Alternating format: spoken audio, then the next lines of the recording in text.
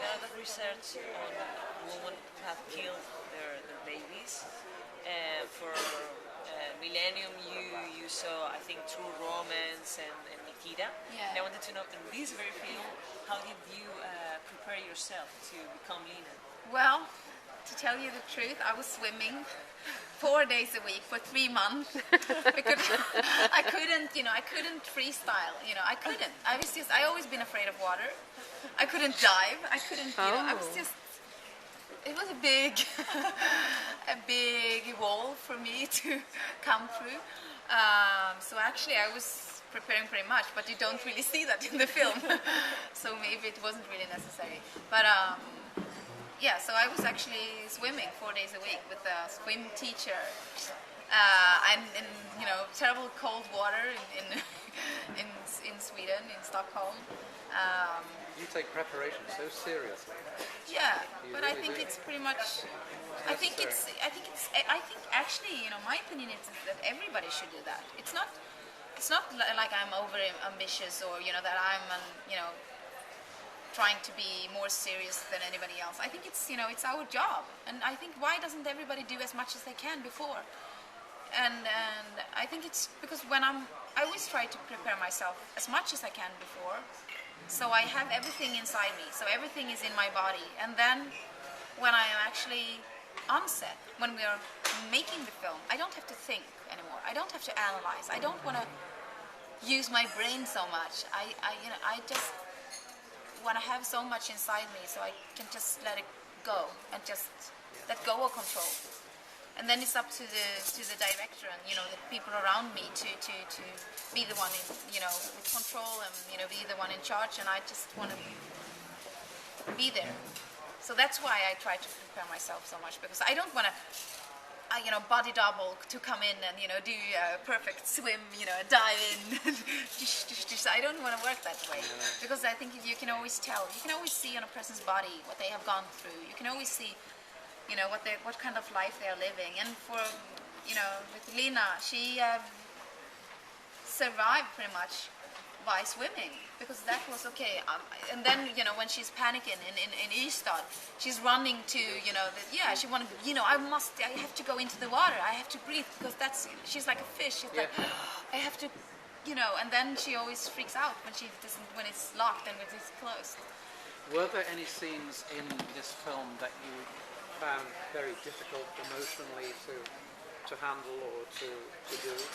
Yeah, I think the scene with the mother when she want to smoke at the hospital, and she says, I want to say one last thing, and then it's like now it's coming, the words I've been waiting for. Now she's finally going to say it, and then she says, I want to rest you next to your dad, and how can you say that to me? That scene, I think, because it's so many layers in it, and it's difficult because she hates her mother in a way. Yeah, sure. But still, of course, she loves her as well, because it's her mom, and you will always, you're pretty loyal, and they have, a certain place in you. But it was so many layers in that scene, because it's like she holds everything back, and then when the mom says those words, it's like, you're unbelievable. Yes. I know. How could you? How impossible. So one last question. How was it working with your husband, and had you wanted to do that for a long time? Yes. He's the best actor, in Scandinavia. I think he's, I always, I've been wanting to work with him for many years. But it's not like we have been searching for a project to do together. It's just, if something comes up that is supposed to be, then I'm, lucky and happy. But it's difficult also, of course, because everything comes so much closer, and it's not possible to pretend, Yeah. I can't come and, pretend to be something that I'm not. And everything comes so much closer. But also the good thing is that you don't have to be polite. You can go straight into the scenes. You can go straight into the relationship. And I like when it's personal. I like when it's, I wanted to take a lot of, space in me, and I can't let the characters go. So, but when it's two of us, it was like we lived pretty much in their universe, and I became pretty much a control freak, you know. And he was trying to communicate with me, and he was trying to reach out to me, and I just said, "Leave me alone. I have to do the schedule. I can talk to you later. Just wait." So, you know, and he was just, "You're amazing. What's wrong with you?" And I just, "Don't push me." You're just in character. Yeah, but in the, you know, when we were, you know, actually at that time, I couldn't see that. I just think that he was annoying, and he was just, "Why do you not talk about feelings? Just leave me alone. I'm doing the schedule. I'm trying to plan this week." And then when I look back, I can, you know, totally see that it was pretty much Lena. But you both work very well together. He's very good in the film. Yeah, yeah. Thank you. As is the actress who plays your mother. She's quite remarkable, isn't she? She's amazing. She's Finnish, I suppose, Yeah, isn't she's she? Finnish. Yeah, she's terrific. She's really good. Yeah, yeah. It was, you know, an honor to work with her. Yeah. She was so serious. She was just, you know. But also we had. It's always pretty difficult when you're supposed to have a very close and very.